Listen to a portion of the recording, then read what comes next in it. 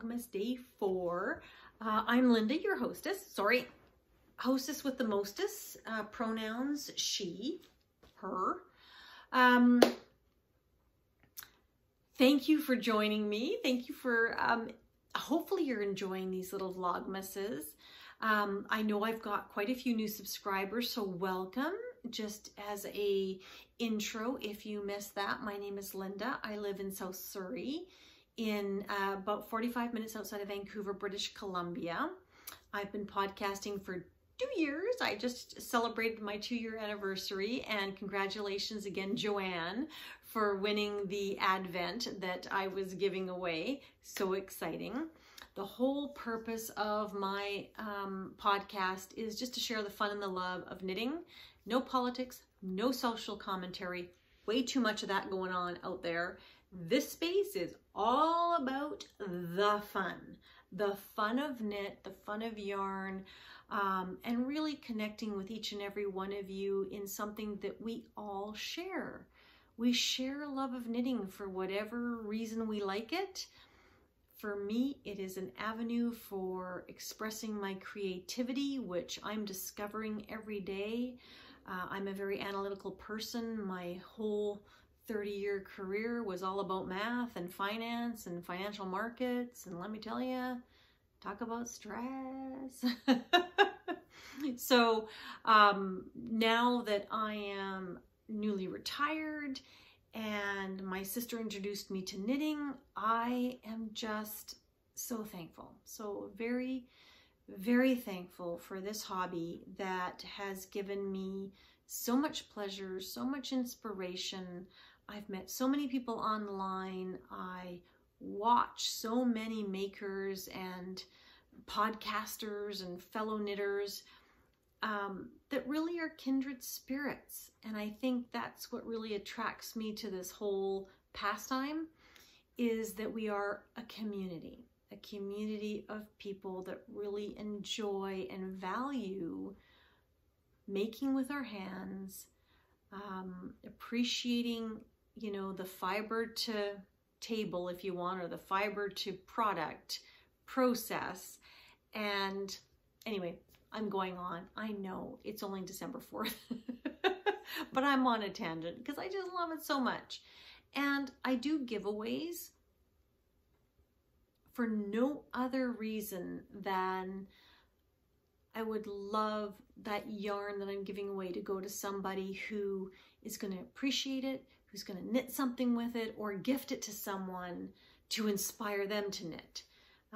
If you are watching this for the first time and wondering, you know, should you be knitting, or if you're just thinking about it, or should you tackle that next challenge? Absolutely. Absolutely. There is no harm and no foul in knitting. It is strictly for the fun, and nothing can go wrong so badly that it cannot be rectified.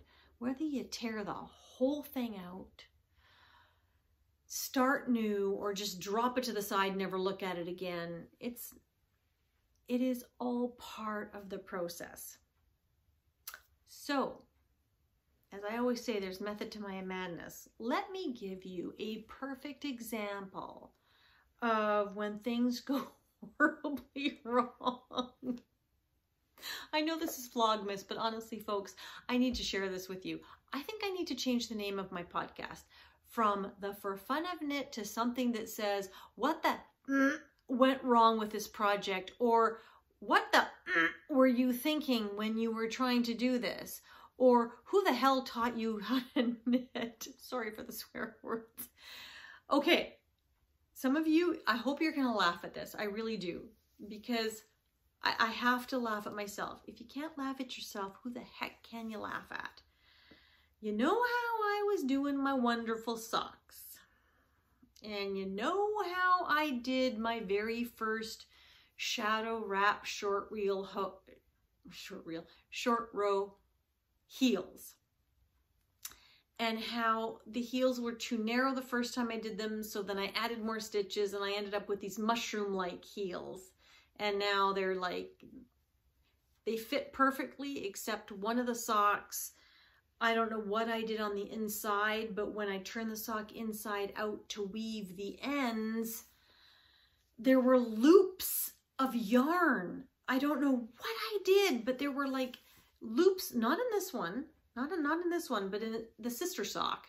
There were loops of yarn all along the side that then I tried to, you know, sort of tried to pull the thread through all the stitches evenly, kind of idea.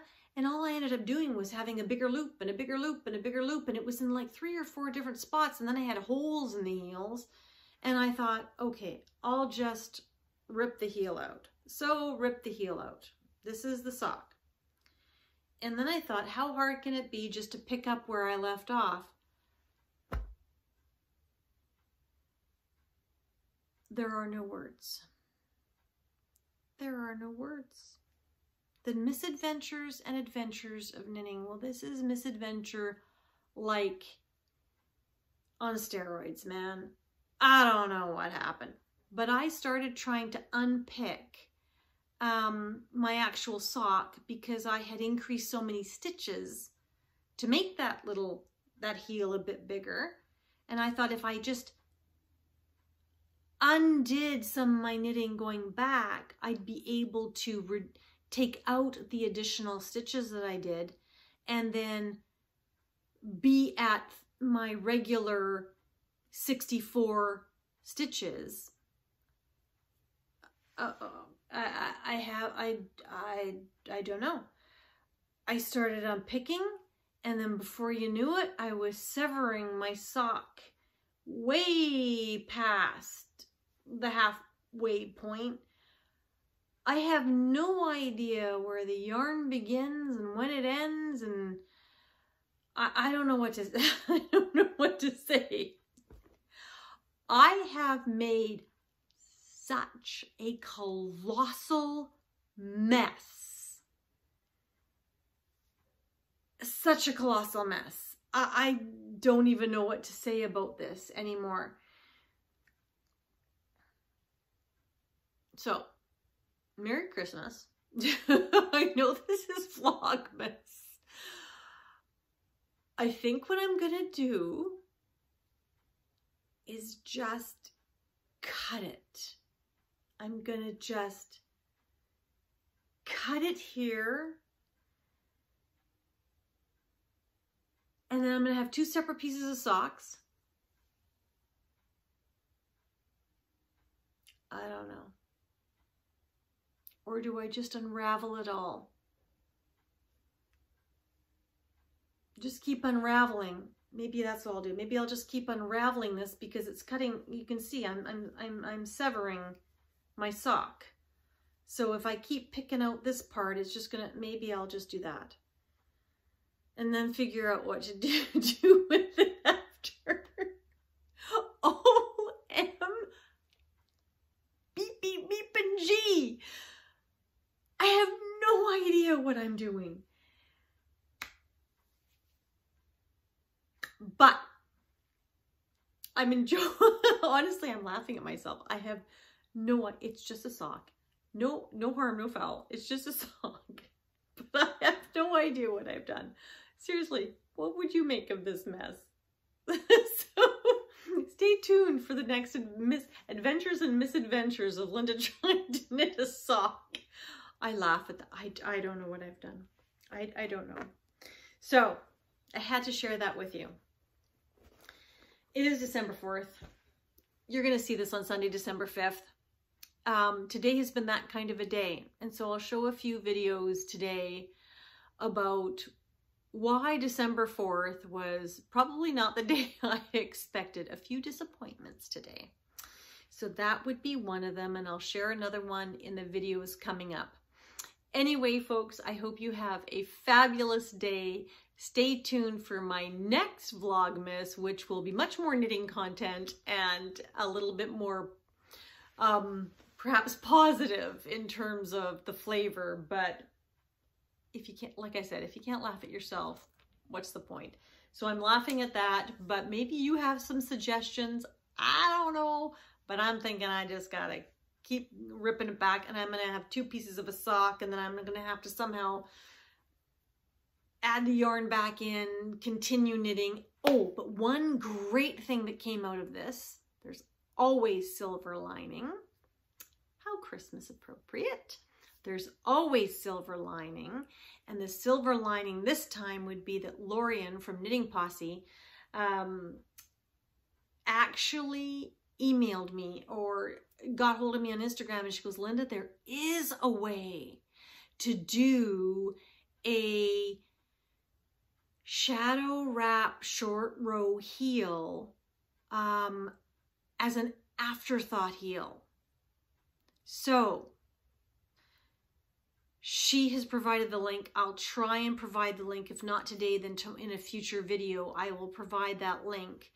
But Lorian actually figured it out because she was stewing over my problem. And she goes, you know what? I think there's a solution to this. And sure enough, Earth Tones Girl, and I don't know how I missed it, but there's a video from Earth Tones Girl that shows you how to do the shadow wrap short row heel as an afterthought heel. So I won't have to undo this heel. Yay! I just have to figure out how to rescue this sock so that I can do the shadow wrap short row heel as an afterthought heel on my complete mucked up sock. So stay tuned. That's the thing. So Lorian, bless you. Thank you for that. That was a wonderful, wonderful piece of research on your part. I greatly appreciate it. And so we'll just have to see how that works out. Anyway, folks, I will just now pass it on to a few little videos and snippets for the day, and I will see you tomorrow. Have a wonderful day. Take care. Good morning, everyone. Just heading out for some errands. I'm going to drop off my Christmas cards in the mail and mail a package. I'm late with everything. I don't know if it's all going to get there in time, but we hope so. Anyway, I'm just out and about. Oh, I'm also going to take all of my dog towels. So that's the beast, Duke. All his towels actually get washed by my good friend Anne, who I walk with regularly. You've seen her before. She owns Transitions Dog Grooming on Scott Road. So if anybody's local and needing grooming services for their dog, it's called Transitions Dog Grooming. And she has a laundromat for dogs. Yay. So normally I would wash my towels in my own laundry machine, but with his coat, are you kidding? I would be pulling black hair and underdown from my towels and sheets for weeks to come. So I'm off to do those few things, and I'm going to try and get my very first eggnog latte at Starbucks.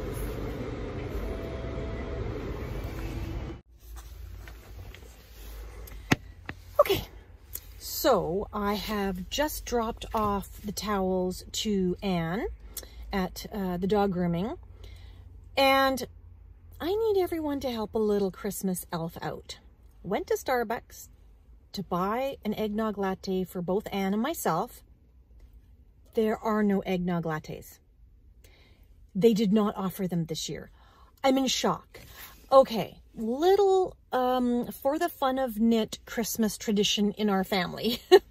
For the last 20 some odd years, my sister and I, and Anne, I've known her that long, we have always waited until December, the first week of December, to have our first eggnog latte. That is just tradition. Trust me, there was a time when we would start in November, have an eggnog latte all the way until they ran out of eggnog. But as time goes on, two things happen. One, you pack on a lot of weight, and two, very expensive. So as we got older and wiser, we started paring it down a bit. And so our tradition was, okay, first week of December, have your first eggnog latte and have one or two a week until they run out. There's no eggnog lattes. No explanation, just not they're serving sugar cookie lattes. Sugar cookie, trust me, this is a first world problem, and I'm not seriously upset about this, but I am kind of, because I'm just so disappointed. Eggnog was actually, you got the real eggnog milk as opposed to just a flavoring. Not that the store-bought eggnog is actually real. However, you get my point. I'm just so disappointed. So anyone who loves eggnog, and even if you don't, help a Christmas elf out. Go on the Starbucks website and email them saying, where's my eggnog latte? I would love that. Trust me, when I go home, that's what I'm doing. Anyway, I thought I would share that with you because, hey, can't be buying my eggnog latte, so gosh darn, I'm going to have to make it from scratch at home. I think I can do that. The problem is you can't drive when you have my homemade eggnog because it's full of booze.